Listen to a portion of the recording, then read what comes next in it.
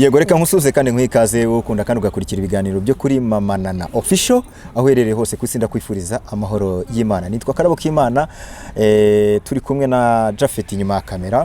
Uyu mubona rero niwe nyiri cano, niwe nyiri umushinga. Niwe Imana yashimye yuko mumukurikirira hangaha. Ikaze mu kiganiro Madamu Munyamakuru. Ubwo nandi uri umunyamakuru rega kubera ko ujya hosting ibiganiro hano. Murakoze cyane, Imana ibahe umugisha. Nitwa Mumukazayire Devota. Mama Nana Official. Yego. Nkabibutsa gukora subscribe. Yego. N'abatindiye rero nashakaga kuganira ku bintu abagabo bifuza. Bifuza ariko badashobora gusaba. Ni ukuvuga ngo umugabo mu rugo n'umugore we babana. Urumva ntabwo yabwira umugore ngo ndavuze ngo nyubaha. Ntabwo yavuga ngo ndavuze ngo jya ubwira abandi ko ndi mwiza. Ni muri urwo rwego rero nateguye ibintu 10 abagabo bifuza ariko batabasha gusaba abagore babo. Utarabyinjiramo nagira ngo banze mbwira abantu mukore subscribe koko nkuko Mama Nana yabivuze. Muna sharing ikiganiro kubera ko muraza kungukiramo byinshi. Ikindi izi ngingo 10 urumva naza kuba mbererekeye ku ruhande. Izi ngingo ukazitotora akantu ku kandi. Yego. Ariko mbere yuko uzitanga ndagira ngo ubanze utange nimero yawe ya telefone kugira ngo umuntu abantu mudukurikiye muri mufasha akakaramu n'agakayi ubuzanditse ku ruhande kubera ko ibi bintu agiye kuvuga harabahasigaye ibindi bikiri inyuma byinshi mukeneye kumenya. Banze ubahereze nimero ya telefone. Nimero yanjye ya telefone ni 0788 yego 25 66 54. Yego. Ubwo rero ndagira ngo nkwakanya uganire n'aba bantu ubabwira ingingo ku ngingo nabikunze ukuntu uzanyagakayi. Yego. Uri umuntu w'umuhanga cyane. Warateguye kandi ni byiza abantu benshi mujye mutegura rwose. Utegura buriya nibyo. Noneho rero naka kamikoreka nkaguye. Yego. Kamfashe kurya ubundi abantu bahugure. Murakoze cyane. Nkuko nabivuze rero nateguye ingingo 10. Buriya umugore unteze amatwi, umugore uri kunyumva ndetse n'umugabo byaba byiza bateze amatwi bakamenya ibyo abagabo babo bakunda bifuza ariko batabasha gusaba abagore babo. Icyambere ntabwo ntinda kuko ndumva nihaye iminota itarenze 20 kandi ibyo byose iminota 20 ndaba mbirangije. Icyambere mu rukundo hari ibintu buri wese aba yifuza ariko atabasha gusaba kandi abikeneye. Icyambere umugabo akeneye kubahwa. Ntabwo umugabo yabwira umugore ngo wa mugore ndavuze ngo nyubaha. Umuntu wese arabikeneye biramunezeza yumva wamwubaha niba atashye ukamwakira neza wishimye ukamuha icyo akeneye ukamuha icyo yifuza icyo gihe umugabo biramunezeza rwose akishima urukundo rukaba rwinshi. Icya kabiri ni ugukundwa. Ntabwo yakubwira ngo nkunda kuko urukundo ni ikintu kizana. Byose byonyine kumubwira uko atashye ati mugabo mwiza ndagukunda. Aho mwicaye ati ndagukunda mugabo mwiza. Ibyo bintu binezeza umugabo akishima akavuga ati afite umugore unkunda. Icya gatatu kugira umugore unezerewe kandi unyuzwe. Mbese kumva ko icyo uzaniye umugore cyose kigomba kumunyura, agatenge umuzaniye kakamunyura akishima ati mugabo mwiza ndagushimiye. Cyane ko hariho abagore uzanira igitenge akakireba mu ntoki akagusuzugura atanavuze. Ejo wazajya kureba ugasanga giciyemo amarido kandi warakiguze unezerewe. Cyakire nunasanga ari kibi kitagushimishije ubyirengagize. Byonyine ucyubahire yuko ari umugabo wakikuguriye. Ari abagore bateye nabi wamuzanira ikintu atashaka ntanyurwe. Ugasanga ahubwo ahora areba ku bandi bagore nibe n'abandi maye umugabo ntago bimushimisha. Ariko afite umugore unyurwa akantu kose umuzaniye akanyurwa akantu umuzaniye kose akanezerwa arishima. Ubwo urumva icyo ngicyo nacyo ni icya gatatu gituma umugabo yishima kandi ntabwo yazangwa kubwira ngo wa mugore wagiye unyurwa. Hoya wowe ubwawe ni wowe unyurwa. Icya kane ni ukugira umugore ukunda ibyo nawe ukunda. Niba ukunda umugari ni urugero hari umugore udashobora guteka akavuga ngo njye niba ugiye guteka ubugari ntago ndi buburye, ihangane wihagaraho nubwo utabukunda uvuga uti yo mugabo mwiza reka mbugutekere, nawe akabona ko ushimishijwe n'ibyo akunda. Njye hari n'urugo nzi rwasenyutse kubera iyo mpamvu, urugo ruragenda rurasenyuka kubera gupfa ibyo kurya.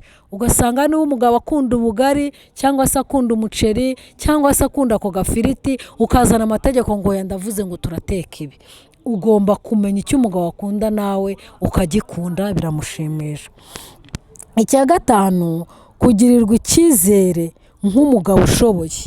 Umugabo igihe cyose iyo umugiriye icyizere, urugero niba ari nk'ibyo mwari mugiye gupanga gukora, akakubwira ati se madamu tubigenze gute, ugahita umusubiza mugabo mwiza, uko ubigenza kose ndabyakira. Uwo mugabo aranezerwa akishima.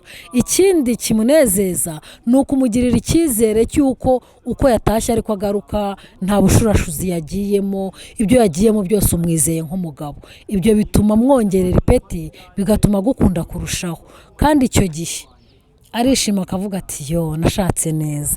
Icya gatandatu,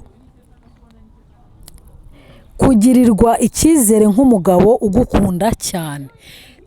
Icya gatanu twavuze ko agomba kugirirwa icyizere mu byo akora. Kugirirwa icyizere nk'umugabo ugukunda ni ukuvuga yuko ari we wenyine ugukunda, ni wowe yahisemo, nta wundi, kubera gutoranyije mu bakobwa benshi akaguhitamo. Nibyo gisobanuye ko ari umugabo wawe, ugomba kumwubaha ukamukunda, mbese igihe cyose ugahora umubwira uti sheri wanjye ndagukunda kandi ndakwizera. Bisobanuye ko yaba telefone yawe yaba iye, nta kibazo nta n'impungenge ugomba kuyigiraho. Icya karindwi, umugore utangiza igikorwa cy'ameza ya gatatu akayategura ku bushake bwe. Aya meza ya gatatu abenshi ntabwo bayazi ku yindi cano. Ni ukuvuga ameza ya gatatu, hari ameza ategurwa ku meza bisanzwe, mukajya kurya bisanzwe mukaganira. Hari ameza ya kabiri muganira n'umuryango mwese mumaze kurya mwicaye mu ruganiriro. Hakaba n'ameza ya gatatu ari yayandi yo mu cyumba. Umugore ukwizera, ukubohokera, akumva ko uri umugabo umunyuze, akanabikugaragariza, igikorwa mukagikora mwishimye, mwarangiza akagushimira. Urumva ntabwo wabwira umugore ngo ngaho rero nshimira ko mbikoze neza. Hoya, umugore iyo abishoje akagura ati sheri wanjye urakoze ndanyuzwe. Umugabo aranezerwa, yewe yaguha n'ijuru atari uritanga. Icyo yagiye afite cyose ntabwo yakikwima. Ikindi cya munani, umugore ubona agaciro k'ibyo ukora kandi akagushimira. Tuvuge niba ari umushinga runaka mwateguye kubaka inzu, ni urugero, ukavuga ngo uti madamu uzi ko cya kibanza ngiye kucyubaka, uhita uvuga uti yo mugabo mwiza uri imfura, ni ukuri niwe mugabo nashatse. Mbese ukamutaka, ukamutomora, ukamuha imitoma. Uwo mugabo igihe cyose ahora yishimye. Kandi ikindi, umugabo niba akubwiye ati ngwino tujyana aha n'aha, uhita umwikiriza wihuse, ntabwo uvuga ngo hoya ndabyanze. Icyo gihe umugabo arishima akavuga ati umugore wanjye aranyumvira. Ntabwo rero umugabo azakubwira ngo wa mugore ndavuze ngo ujye unyumvira. Niyo yakubwiye ngo ujye unyumvira ubikora witotomba, ariko iyo avuze rimwe ukumva kabiri, uwo mugore agira gute? Uwo mugore aranezerwa akishima, akumva ibyo umubwira ni byiza. Ikindi, kugira umugore ugufata nk'umuyobozi, ugufata nk'umutware mu rugo. Kavuga ati mutware mwiza, hari ibintu nashakaga ko dukora ariko ntabwo nashyiraho umwanzuro we ntacyo uravuga. Hari ibintu nashakaga ko dukora ariko ntabwo nashyiraho kashe kandi ari wowe nyir'urugo. Hari ibintu nashakaga ko dukora ariko ntacyo nakora udahari. Nari nabonye amafaranga, nari nahembwe mugabo wanjye, dore nahembwe, nashaka ko dukora ibi. Umugabo aranezerwa cyane. Urumva ntabwo yakubwira amafaranga arayo wakoreye ngo akubwire ngo wa mugore kuki wakoze ibi ngibi utambwiye, wa mugore ubundi kubera iki utanyubaha, wa mugore ubundi kubera iki. Arishima akavuga ati burya umugore amafaranga ye yayavunikiye, umushahara we nimwe yawukoreye, none ansabye ibitekerezo. Uwo mugore umeze gutyo ntabwo umugabo yamurengaho ngo agire ahandi ajya. Ntibishoboka, ntabwo bibaho. Ikindi, kumurata mu bandi bagabo ndetse n'abandi bagore. Ibyo bintu binezeza umugabo kandi bigatuma nta wundi mugabo wakwiyoberaho. Niba ubwiye umugore mugenzi wanjye uti umugabo wanjye ndamukunda, umugabo wanjye ndamwubaha, umugabo wanjye muha agaciro, umugabo wanjye niwe wa mbere nawe wa nyuma, niwe nkunda, ni proud yanjye, ni size yanjye, ntabwo yabiheraho ndakurahiye ngo ajye mu bandi bagore. Kandi rwose ibyo bintu ntabwo umugabo yagira gute, ntabwo yakubigusaba wowe ngo akubwire ngo wa mugore we ndashaka ko uzajya undata mu bandi bagabo, wa mugore ndashaka ko uzajya umvuga mu bandi bagore ko ndi igitangaza. Hoya ntabwo yanabikubwira, ahubwo n'igihe bimutera isoni iyo yumvise umuvuze ukabwira abandi bagore mwishanya ati burya umugabo wanjye shaho ndamukunda, burya shaho umugabo wanjye ni mwiza, uziko umugabo wanjye yanzaniye igitenge ntakimusabye, murumva ntafite umugabo mwiza, uziko umugabo wanjye asohokana ntanabimubwiye. Gusa ubikora mu bwenge kuko akenshi hari igihe wimena inda bikaba byatuma abandi bagore bakugirira ishyari.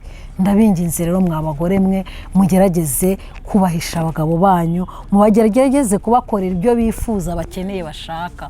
Ndabinginze ni ukuri ibyo mukora byose mushyira abagabo banyu imbere, mwige kunyurwa kuko umugore unyuzwe aba umugore w'igitangaza. Mwige kunyurwa nk'uko umugore w'umukirisitu ameze, mwige kunyurwa, mwige kubaha, mwige kwitwararika, mwige kuba umugore w'icyitegererezo. Kuko iyo ubaye umugore w'icyitegererezo ugakora byose umugabo asaba, ubasha yifuza atanabigusabye, ubasha kugira n'abandi bagore inama.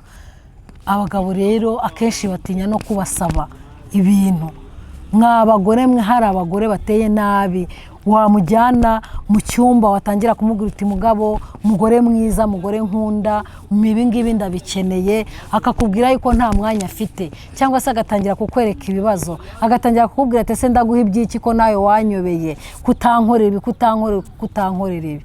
Rero nagira ngo mbabwire yuko ibi bintu byose uko ari 10 ni ibintu umugabo yifuza ariko atagomba gusaba umugore.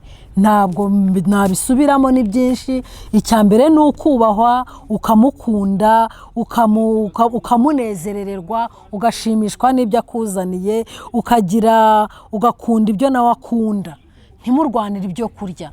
Niba akubwira ati madame ndumva ashaka guteka uko untekera agafiriti uyu munsi, gateke nta yandi mananiza. Nubishobora wenda wowe udakeneye ifiriti uyu munsi, wowe witekera utundi ku ruhande, ariko wimugaragariza ko ibyo nawe utabikeneye. Niba bitanabishakaga mu gituzi ko numvaga aribyo nifuza ko nanjye duteka, ukomeze umugirire icyizere nk'umugabo, utanyiwe kwangiza ibikorwa bye. Niba kugishije inama yimugire nk'uko ayigusabye. Natinze rero ndumva nta byinshi nababwira. Icy'ingenzi ni uko ugomba kwita ku mugabo, ukamuha ibyo akeneye, ibyo yifuza ukabimukorera nk'uko bikwiriye. Rwose Imana ibaho umugisha. Nta nubwo twatinda mu kiganiro kuko twavuga byinshi, inama tuzitanga buri munsi. Imana ibagirire neza kandi bishimire. Murakoze cyane.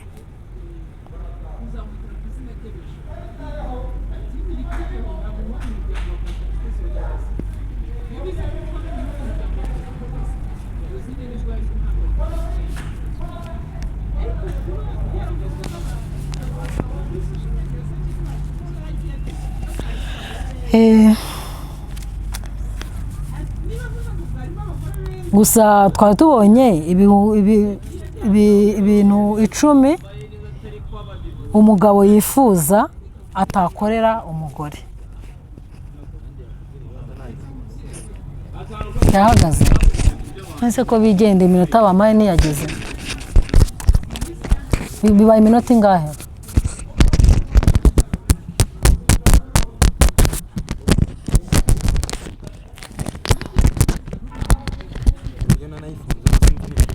Yesu, ntabwo bikigenda se? Kandi nta telefone bafite.